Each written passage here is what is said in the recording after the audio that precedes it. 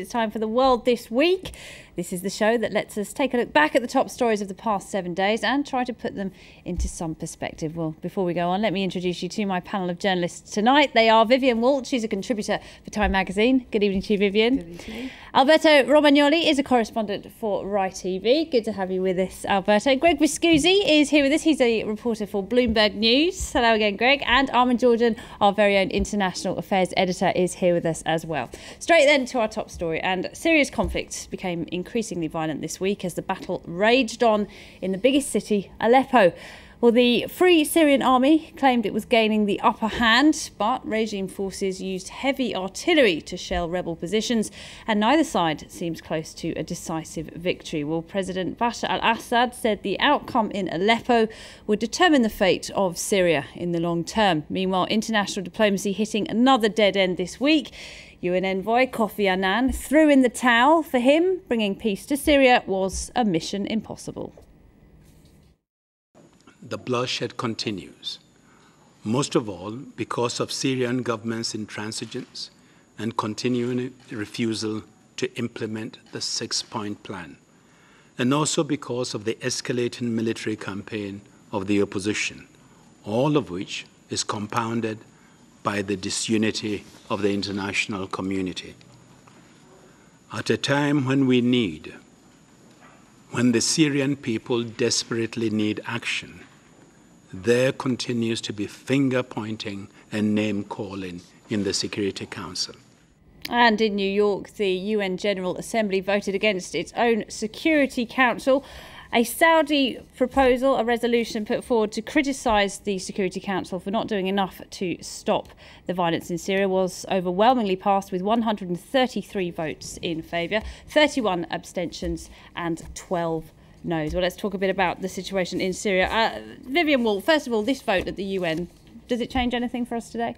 No, it's pretty much toothless, as we know. I mean, all the moves to get unilateral sanctions passed, all those kinds of moves were blocked, not just by Russia, incidentally, but also by India, Brazil, South Africa, several other countries who've lobbied hard against it.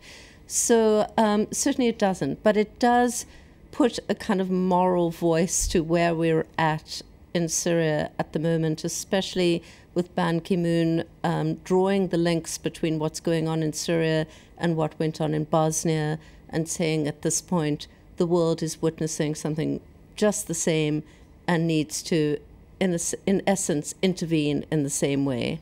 Armin Georgian, what about Kofi Annan's reasons for stepping down? He laid them out in a long letter in the Financial Times today, just basically saying that he was pointing his finger, wasn't he, at the UN Security Council, which has just been criticised by the General Assembly. Again, couldn't come to an agreement, couldn't reach any consensus, couldn't do anything.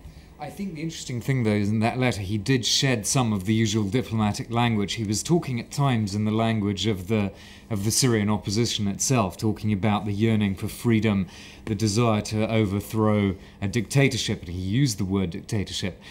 So that was interesting, but at the same time he stopped short of unequivocally condemning Russia and China. I mean, he did actually have some harsh words for the supporters of the Syrian opposition, not directly naming Qatar and Saudi Arabia, but did warn about the escalation through a proxy war. And we heard at the UN vote this Friday as well that the French, the repeated references to the French foreign minister, who admitted that the Qataris were arming the Free Syrian Army and the Saudis too. And so I think that gave an interesting backdrop to this sort of prophetic, perhaps, warning that Kofi Annan had in his letter to the Financial Times. Vivian, the rebels are certainly getting more organised, and they are clearly better armed than they were earlier in the year. That's for sure. But the problem is, we don't know who they are, do we? We know that some of them are defected members from the Syrian army, soldiers who have left, but there is also an element of international jihadism working its way in as well. There certainly is, and we've heard reports, for example, from journalists who were kidnapped and were released last week, that some of their captors were Chechens and various other foreign nationals.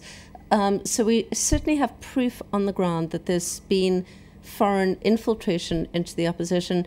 And, you know, this obviously gives us pause to think and And one has to wonder how this is all going to look in a year or two's time when we look back. And in other words, this isn't simply a conflict between goodies and baddies, as we sometimes are led to believe. It's a lot more complex. And if I can add, that came out very much today in the debate, the UN General Assembly, because I was listening to the different delegations, and there was a clear divide between those like the Saudis, for whom this is a clear-cut moral case, we have to intervene to stop Assad butchering his own population, and others, the South African representative was basically saying exactly that. This is not black and white, and that there are two sides to the Syrian story, and it seems that a lot of people in the General Assembly are apparently accepting that view. And part of the problem, Kofi Annan is saying, isn't he, Alberto Romagnoli, he's saying that because the conflict has been allowed to drag on for so long, it has warped into this very different animal. It's more sectarian and it's more complicated, and there's a lot more violence and a lot more weapons flying around Syria right now. Yeah, I think it's very difficult to understand. That's one of the reasons why there is not enough pressure on the European governments, because the public opinions don't understand too much and don't understand the roles in the comedy. As we were saying, it's evident that there are not all the good guys on one side, but who are the good guys, who are the bad guys. So I think that it's difficult to understand. And the longer it drags on, the worse it seems to get. Well, of course. I mean, the longer it drags on, the more militarized it is. I've been talking to a lot of Syrian opposition people this week who basically say there is no more political solution. This is a fight to the end. And one has to imagine what comes after that fight to the end, how much retribution, how many scores to settle, and how many regional players now get involved. Iran's, the Saudis, Iraqis, and so on. This could be a very long-term, messy affair, and we might just be seeing the beginning phase of it. One of the most disturbing things we saw this week, Armin, was that footage which purportedly showed the rebels seizing supporters of President al-Assad and executing them. I mean, this is clearly becoming extremely frightening, isn't it?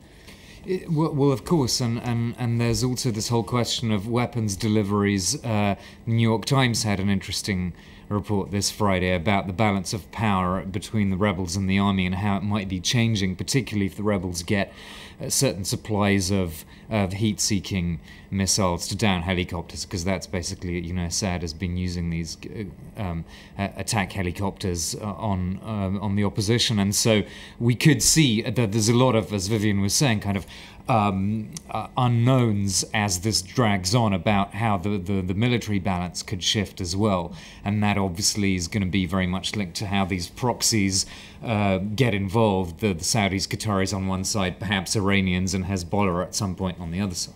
And Kofi Annan did end that piece, didn't he, on a note of some sort of optimism. He said a political transition is still a possibility, but in the West we're hearing more and more talk about decapitating the regime rather than overthrowing it, and he's urging enemies of Assad's regime to accept that some elements of that regime will inevitably have to stay in power. I think one of the really troublesome things about this conflict is that the opposition has made very little move to reach out to people within the regime and to try split the regime. There's been very, very little of that. There's been very, very few defections, and there's been very few reassurances coming from the opposition that, if you defect, you will be okay, and, the Alawites will not be wiped out.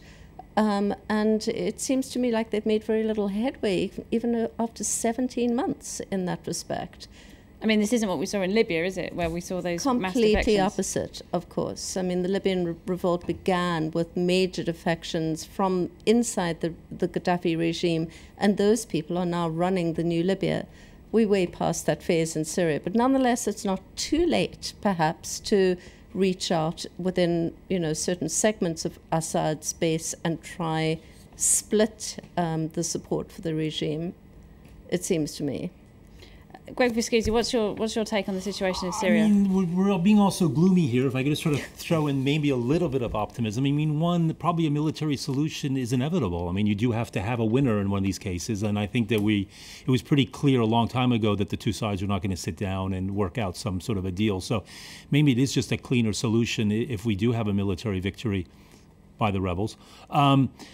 And yes, okay, so there's a lot of foreign groups that have come into the country to take part in the fight, but that doesn't necessarily mean that they're not going to have elections afterwards. I mean, we've had, in every country that's had a revolt so far, whether it's Egypt, whether it's Tunisia, whether it's Libya, they went to relatively free and open elections afterwards. I would think that would be the same thing that would happen in Syria. I mean, I'm no expert on Syria, but I've been there, and most Syrians strike you as perfectly reasonable and moderate people. So, I mean, as long as there is an election afterwards, I think we can just hope for the best. I'm not saying I'm optimistic, but we're all being so gloomy here that I think one should just sort of throw in a few elements of optimism. I mean, and in the meantime, of course, we've got a terrible refugee crisis. I mean, 1.5 million people are displaced within Syria. We've got tens of thousands in Lebanon, in Turkey, and elsewhere. I think the head of the UN Refugee Agency today said this was an unprecedented humanitarian crisis. And it has implications, of course, for the region, doesn't it? Yeah, and don't forget, I think something like 1 million Iraqis fled Iraq and went to Syria. And, many of those are kind of being uprooted. 10,000 Iraqis Oh, I decided to beg go your home. pardon. 10,000 Iraqis. Have gone home. They've decided Iraq is safer. Oh, right, than okay. Syria. They've decided Iraq, which of course it is at this point. Yeah, I mean, obviously the humanitarian crisis is really, really severe, but that's something the international community can certainly deal with. The military conflict is obviously much more difficult to overcome. This one's clearly going to run and run. Okay, let's go on to our next then. Now, just last week, he pledged to do whatever it takes to save the euro, but investors remained unconvinced by comments made by ECB boss Mario Draghi this Thursday. The head of the European Central Bank admitted that borrowing costs for Spain and Italy were unacceptable, but he did stop short of unleashing unlimited funds, and there was further speculation that Spain would be forced to ask for a financial bailout. This wasn't the so-called big bazooka that markets had been waiting for, but all eyes turned to the United States on Friday after some better than expected jobs data lifted European stocks to end a jittery week higher. There you can go. That's what happened. Greg Viscusi, the markets wanted unlimited funding, didn't they? They wanted Mario Draghi to turn around and say, we're going to give you all the money in the world, all the reserves we have, and we're going to fix this crisis. He did not do that. It was ridiculous of them to expect that there was going to be a bazooka on Thursday. And in fact, you said they were disappointed on Thursday, and then Friday they suddenly were happy again with what he'd said, and there was a major rally in Spanish and Italian bonds.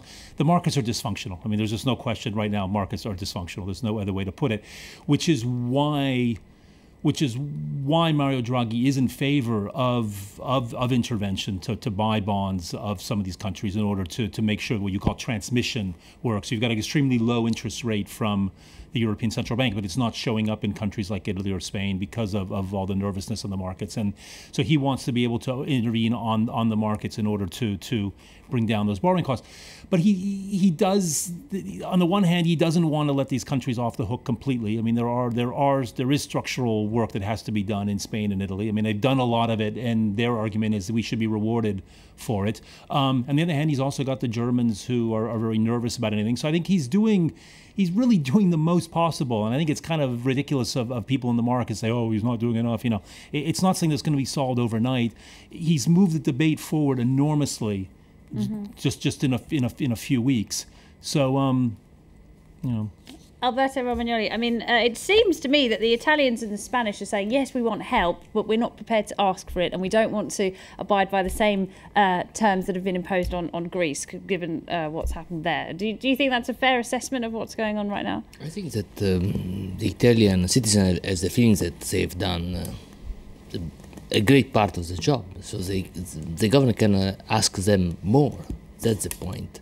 I don't know if as my colleague said, the markets are they don't work very well, but they are going to have for sure political consequences. We are going to have elections in Italy next spring, and we hope that we will be not an election on Europe between parties for Europe and party against Europe. That would be terrible. So I think that the Italian are saying, as you were saying, we have done our duty. So let's give some help. Given that Mario Monti is the one who's been imposing all of these austerity measures on the Italians, do you think that'll be the end of him? Like so many European leaders before him have seen their term ended by the austerity programmes? We think that there is a political debate about Mario Monti in Italy too, because he said, I will be here until the end of before the election. Then a lot of parties are saying, no, we need him, and to be credible in Europe, we need him again. But that's a big question for the Italian. Monti has said that he won't run in the elections next spring.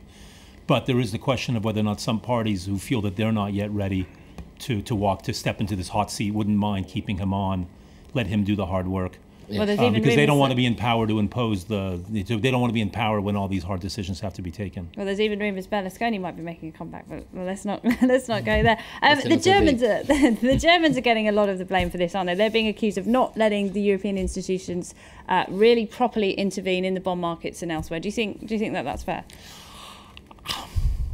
I mean, I understand the German point of view, but on the other hand, the euro was a political project from the beginning. It was not an economic project. It was a political project. The Germans signed up to it.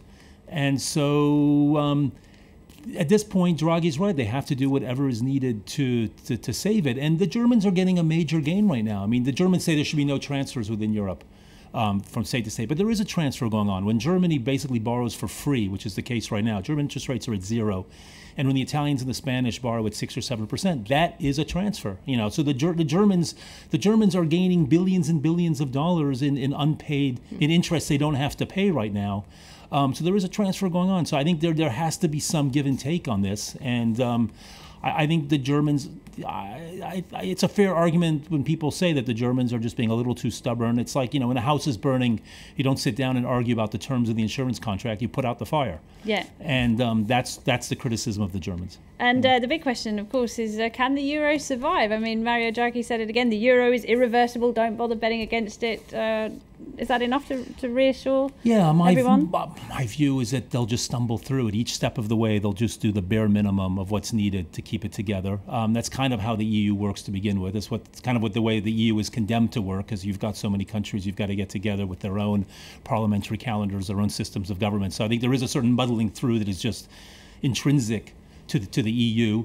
And so it just means the crisis will last longer and cost more to solve. But I think at each step of the way, and then the Germans at each step of the way have stepped back from the brink and done what's needed at that moment to keep things going. So I think we will see it survive, yes. All right, okay. We're going to take a short break. When we come back, the second part of The World This Week, plus we'll have the international headlines as well. Don't go away.